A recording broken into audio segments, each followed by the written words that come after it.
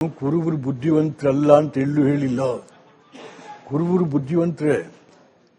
ಏನಾಗಿದೆ ಹುಡುಗರುಗಳಿಗೆ, ನಮ್ಮ ಸಮಾಜದ ಹುಡುಗರುಗಳಿಗೆ ಸಿದ್ದರಾಮಯ್ಯ ನೋಡಿದ ಒಂಥರ ಇಂಗ್ಲಿಷ್ ಸಿನಿಮಾ ನೋಡ್ದಂಗೆ. ಓಕೆ, ಸುಮ್ಮನೆ ಅಲ್ಲಿ ಯಾಕೆ ಜೈ ಅಂತ ಇದೀವಿ ಗೊತ್ತಿಲ್ಲ. ಜೈ ಜೈ ಆದ್ರಪ್ಪ, ಶಿಕ್ಷಣದಲ್ಲಿ ಆಗಲಿ ಕುರುಬರಿಗೆ ನೀ ಏನು ಕೊಟ್ಟಿದೀಯಾ? ಈ ಹುಡುಗರು ಕೂಗ್ತಾವಲ್ಲ, ನಿಮ್ಗೆ ಶಿಕ್ಷಣ ಉದ್ಯೋಗ ಏನು ಕೊಟ್ಟಿದ್ದಾರೆ ಸಿದ್ದರಾಮಯ್ಯ? ಏನಿಲ್ಲ.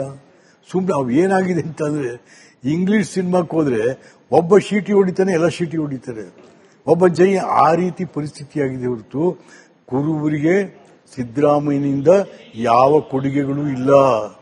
ಬಂಧುಗಳೇ, ಕುರುಬರ ಮರ್ಯಾದೆಯನ್ನ ನಾವು ಯಾವ ರೀತಿ ಕಳೀತಾ ಇದ್ದೀವಿ ನೋಡಿ. ಇಲ್ಲಿ ಪ್ರೆಸ್ ಮೀಟ್ ಮಾಡಿ ಹೇಳಿದ್ದಾಯ್ತು. ಈಗ ರಿಪಬ್ಲಿಕ್ ಕನ್ನಡದಲ್ಲಿ ಕೂತ್ಕೊಂಡು ಮಹಾಭಾರತ ಎಪಿಸೋಡ್ನಲ್ಲಿ ಎಚ್ ವಿಶ್ವನಾಥ್ ಅವರು ಯಾವ ರೀತಿ ಕುರುಬ ಸಮುದಾಯದಲ್ಲಿ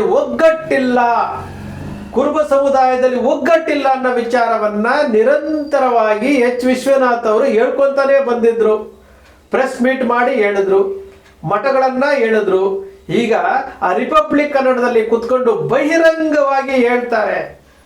ಇದನ್ನ ನೋಡಿದಾಗ ಪ್ರತಿಯೊಬ್ಬ ಕುರುಬರಿಗೂ ಎಷ್ಟು ಬೇಸರ ಆಗುತ್ತಲ್ವಾ, ಎಷ್ಟು ಬೇಸರ ಆಗುತ್ತಲ್ಲ. ಈ ಕುರುಬರ ಹಣೆ ಬರಹನೆ ಇಷ್ಟೇ ಅಂತ ಅನ್ಸೋದಿಲ್ವಾ?